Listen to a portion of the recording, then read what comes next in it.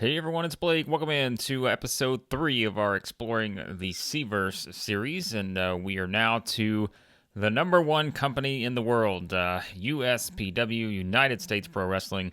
And if you missed the first couple episodes we had in the series, we looked at the SWF and TCW, and you guys have given me some great feedback on these thus far, so I'm glad you're enjoying this.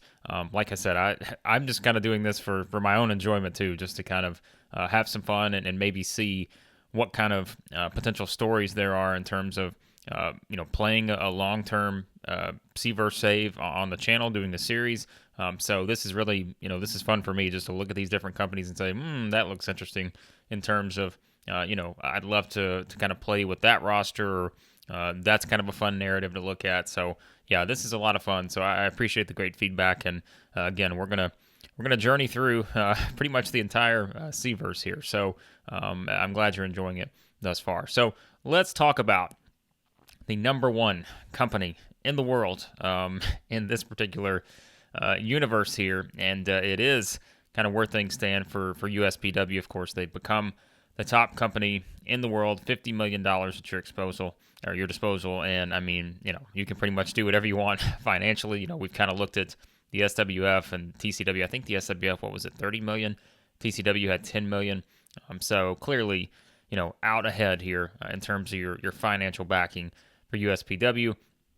82 prestige, momentum very high for this company right now. And of course, we look at the backstory here, and as we know, being bought out by a billionaire will help you.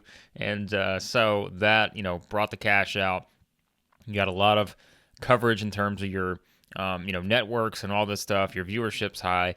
And, as you see, kind of the one thing you can play on if you decide to use USPW. Of course, you're going to be the top company, but you can pretty much get whatever talent you want financially. So that is something that you can look at here, and you kind of see how the narrative is. Maybe some fans turning against them for taking all that talent, but I mean, that's a lot of money. So you can do whatever you want here. 64 active wrestlers at the moment. We talked about like a TCW, I think, at 37. So you're pretty much doubling the roster in terms of your, active wrestlers at this point. So that is where things stand for USPW. We'll look at the size. Yeah, I mean, you're a beast here. 83 across the board in the USA. You're at large. Now you're kind of on that road to Titanic, which I guess, achieving a large size, 77 in every region of at least 5 game areas, of course. You're doing that in the U.S. You're doing that in Canada. You're almost there in Mexico. So it's kind of one of those things where you start to look, and that can be something, British Isles, you're not that far off from this here. And it's just a matter of getting that 5th area. So that's kind of can be, I mean, look, Oceania, you're 59. So that is kind of an interesting thing there. I think you look at with your USPW, like you can make that one of your goals, like the march towards Titanic here.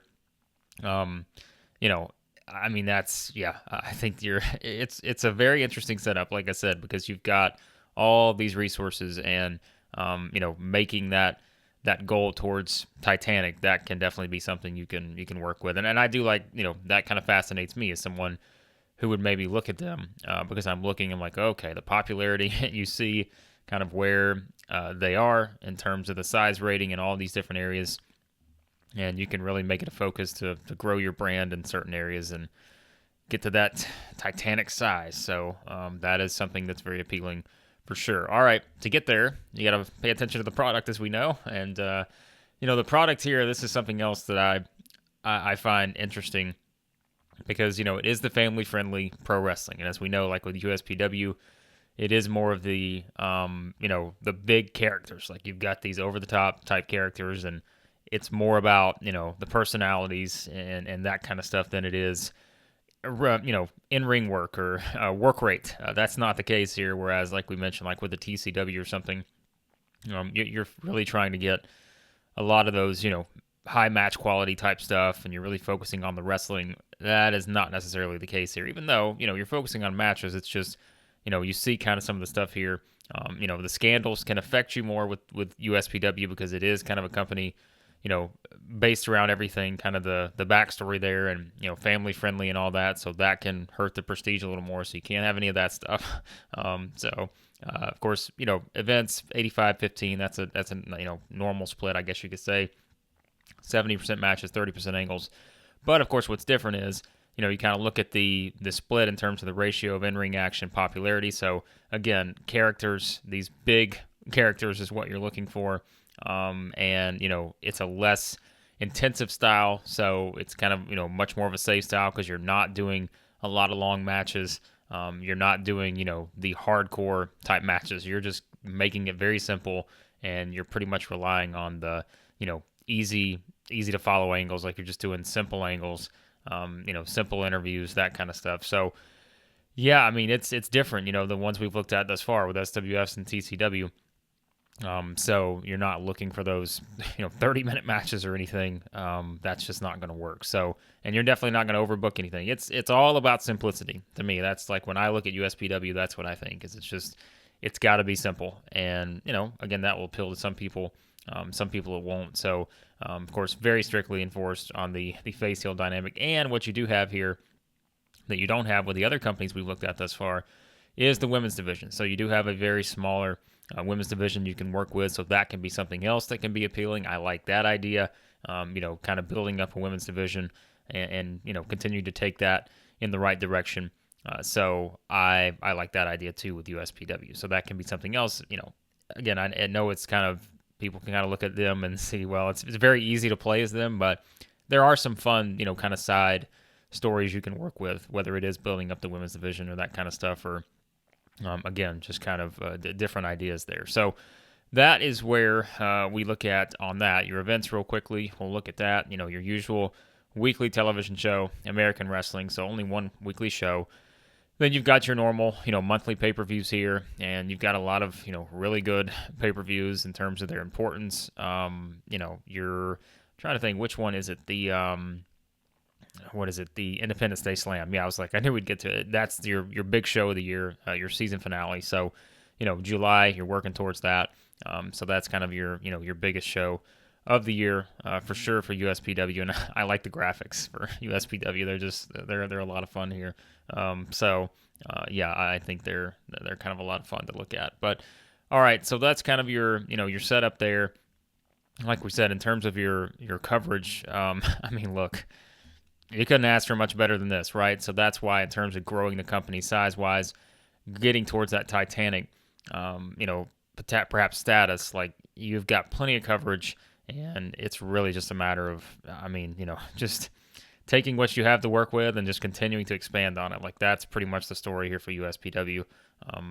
Way more coverage than the other companies in terms of just the overall viewing and everything with that. So, you've got the subscription service. The billionaire Alan Packer here has given you all the resources to succeed as USPW and not have anyone kind of take over that top spot. So, it's a pretty simple setup, if you ask me. Your figurehead is Nikki Champion, and he's doing quite well in that role. 8% attendance increase, and you got 35% more merch being sold. So, and he's the perfect fit for that in terms of where, comparing to all the other guys. So, I'm just like, there's not a lot to pick apart here with USPW. I mean, there's really not. Like, it is a company sitting at the top, and they are sitting in very good shape right now.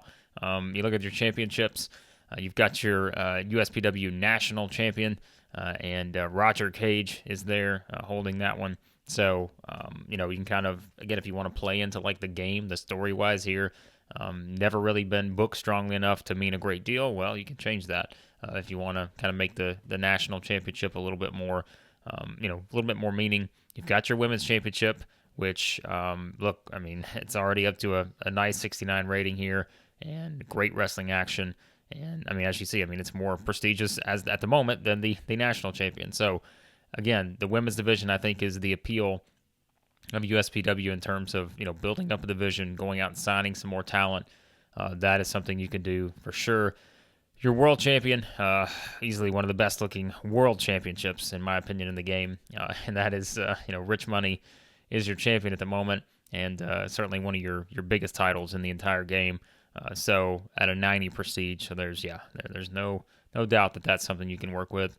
And then a nice group of tag team belts here, and again, there's just a lot of workers, so you can kind of play around with that. So if you are looking at like the tag team situation, you do have some tag teams to work with here. And as we always do, you can kind of go down and kind of see what the experience level is. You do have, some teams in here with high experience, so that's something you can lean on too if you decide to go that route. You also got a couple of women's tag team championships in here. So, hey, if you want to eventually add another belt, women's tag team titles, that's something else that can be added as you go through, building your women's division. So, that's another nice note. We look at the stables. As we always do, the business is there, and one of the biggest parts of the company, and led by Rich Money, of course, the world champion at the moment. And you've got quite a group here. Just to, again, kind of your classic heel faction. That is certainly the best way to put it. And it's all kind of based around, taking aim at Nikki Champion. But of course, like we said, Rich Money's the champion now. So the Olympus Order, kind of I like the Olympus steer. I like the graphic. Like we're going back to the old school days. I think that's kind of fun to look at with Zeus leading the way. So, that's another one to look at. And then the Triumvirate is, a faction of women's wrestlers with Alicia Strong there. So that's something else you can think about, in terms of looking at your women's division. You've got a stable here to work with, and you can go whatever direction you want to go with on that. So I like the appeal. I think there's a lot of variety in terms of USPW, even if, like I said, the product to me, shorter matches, more popularity-based stuff, that could be something that may not be appealing to everyone. Again, like I said, it's just kind of a matter of how you want to play the game. But, all right, let's look at the creative real quick, and then we'll look at the roster.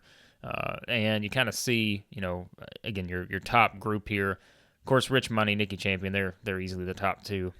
Steve Fraley's here too.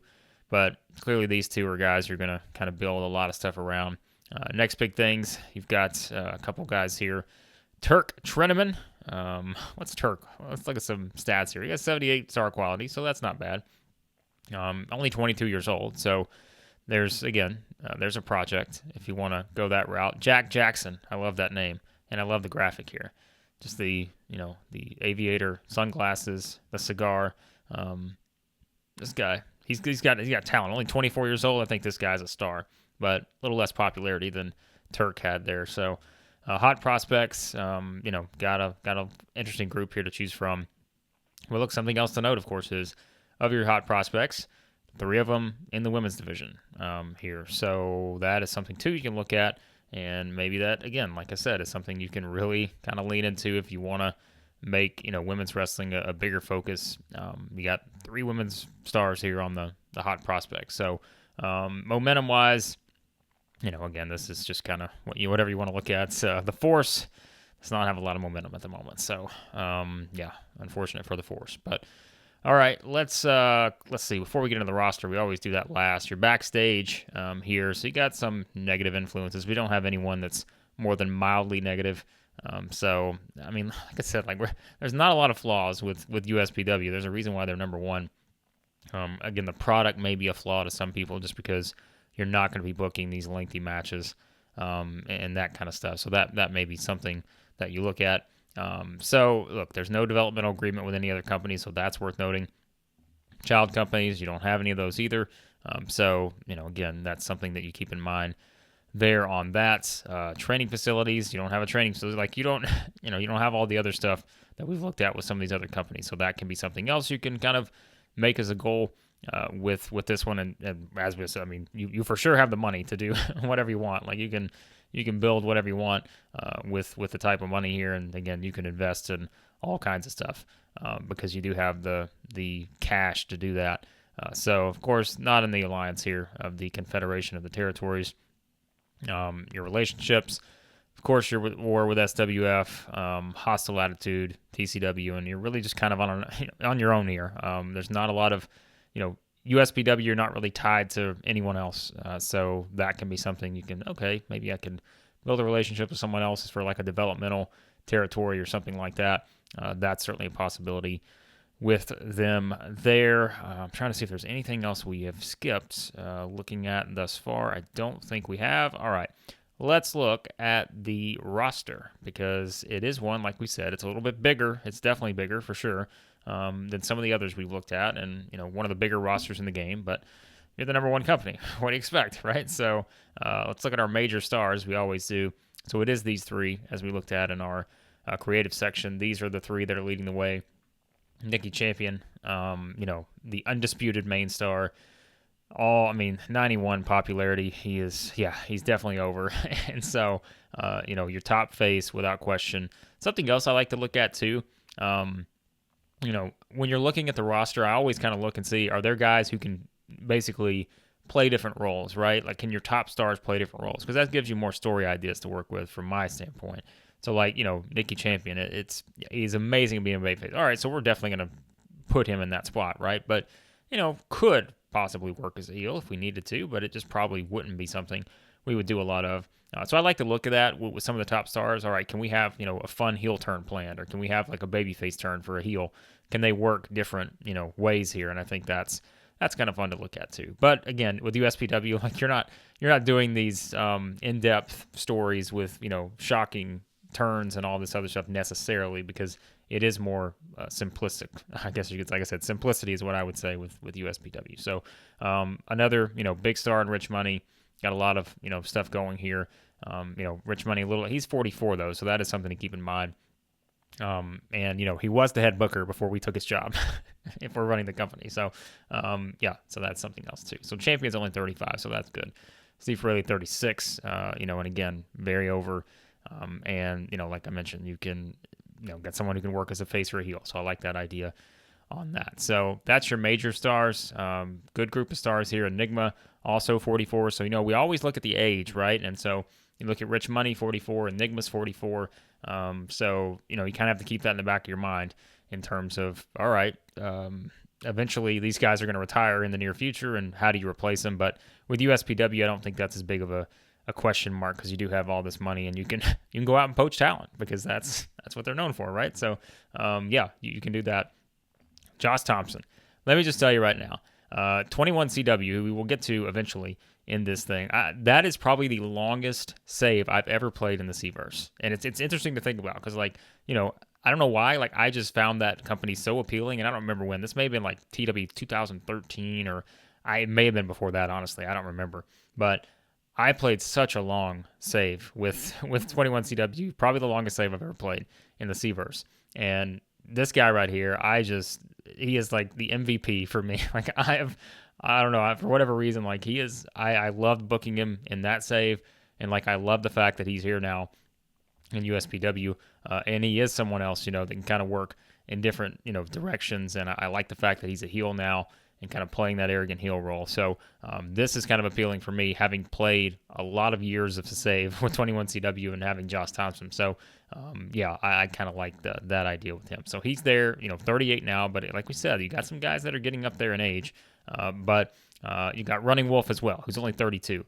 Let me be honest with you, Running Wolf looks a lot older than 32 here, but that's okay. He's someone that's, as you see, established part of the roster, main eventer, and teaming up with Nikki Champion. So that's something you can kind of, pair him with, continue to grow that popularity. Tyson Bane's still there. He's up to, Tyson Bane, kind of an occasional wrestler now, so he's not someone you're necessarily going to book in every single match. But of course, he's been kind of, kind of understanding his career path, and he's not going to be a wrestler you're going to have on every single show probably. So, but having him in a road agent role with all these different things here, with a 100 experience, respect, reputation, that's a good spot to have him in. So, that, you can bring him out when you need him, but probably not, beyond that. So you got some well-known people here too, like we said. Let's do something here that we didn't do on the other side, and we're going to filter this by female, and you're going to see your entire women's roster here. So you've got a nice group to work with. And actually, we're going to do it by wrestlers. So we're going to take anybody out who's not. So you do have, it's not a huge division, but you've definitely got some stories you can work with right off the bat in terms of the numbers here. So that is something that I find appealing with USPW. I think it's a nice, women's roster. And like I said, you certainly have the ability financially to go out and sign a bunch of people. We've already saw some people that have some good, star quality, but you've got a lot of people in this group that, I think that can be something that's a lot of fun to work with. And look, talent-wise, you look at some of the stats too. Like there's some women that got some good stats. I mean, there's a lot here. Of course, kind of look at Alicia Strong. You can kind of build a lot around her. So yeah, there's a lot of fun stuff here to work with in the women's division. So I find that very fun as a possibility there. So that is worth noting. All right, overall star quality. Like we said, we're going to run through these real quick. You guys know how I like to look at this, but you do have a lot of people on the roster that are at 70 or above in that star quality range. So, no doubt that even with some of the older stars, you're going to continue to filter in top talent, for years to come with USPW, just because you have so many, you just have so many people that have that ability to be built into top stars, and you need stars with USPW, right? So that is something too. All right, 40 to 50 range. So like we said, you've got some people that are getting up there in age. Rich Money, definitely something to keep in mind. He's 44. Enigma, as we talked about, also 44. So these are people that are going to retire eventually. Just a matter of when that happens, and it may be very soon in the save. So that's something to keep in mind. But having the money to replace them is not a bad thing. So that is kind of something to look at there. So I know, again, this is kind of, we're doing this just because I do it, but you got a lot of people in that 30 to 40 range here. USPW's in a nice spot. That's the best way to put it. Like there's just not a whole lot to be, have issues with this roster. It's really, to me, a matter of product, and it's, do you want to book a promotion that's a lot based around popularity? And like we said, it's more character based, and it's more, you don't need to get to that 15-minute match mark to get world-class scores. You just need to get to at least 10. So you're not going to have these long matches, a pretty simple style. You're not going to be overbooking things, and, you're not going to be running all these different match aims here. You're going to be keeping it very simple. And, I think, like I said, cage matches are fine, but like ladder matches, you're not having any of that stuff. Short angles, you're not going to do too much risk here. This is family friendly. So it's, I think that's where you look at with them. So, it's a preference thing, but if you want to have a lot of money and you want to have a roster that is pretty much set and with stars that are going to be built, and you can go out and sign pretty much whoever you want. Again, you can steal some talent with the money you have. Yeah, you're flexing your muscles if you're USPW right now. And again, that's a nice luxury to have when you have a billionaire owner. So there you go. There's some thoughts on USPW. Would I play a save with USPW? Absolutely. Just because I think that, it is a fun dynamic, and there's a lot of different stories you can tell. And you do have, like I said, you do have the flexibility to do whatever you want, just because you have so much money. And, if you want to replace some of the older stars, you have the roster to do that with some of the up-and-comers. You can also go out and take people from other companies, just because you will probably be able to outpay them, and kind of do it that way. So, yeah. So, again, you probably didn't need me to tell you all this about USPW, but like I said, this is just me kind of journeying through the CVerse, and when you really dive a bit deeper into this company, there's a lot of kind of fun stuff you have. So, all right, so storylines real quickly. You have to have at least 3. You're doing that here. Or actually, no, you're not. You're failing this requirement. So you would have to get some heat on some of these storylines. But, Champion versus Steve Fraley's there is kind of your top storyline leading into it. But you probably need, I think you got to have one more. Yeah, because Money and Wolf, or Running Wolf and Rich Money, they're meeting it, but all the others are just kind of below that 70 range. So you'd have to get some. That would not be hard to do. So there you go. There's some thoughts on USPW. As I always say, let me know what you think. If you've played with USPW before, and you've had some fun with the tips and tricks, all that, leave them in the comments. I encourage that, because it gives other people kind of a fun idea of how they can play with USPW.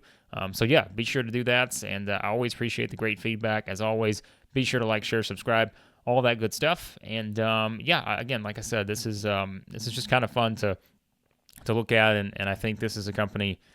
We've looked at the top 3 now. We've looked at USPW, we've looked at SWF and TCW, and you can kind of see some of the differences, but there's definitely kind of a difference in terms of the product and just how the roster is structured with USPW. But I don't think that's a bad thing. I think it's, again, there's a lot of fun you can have with this company. So appreciate you guys as always, and on the next episode of our Exploring the CVerse series, we will head to Canada and look at the CWA.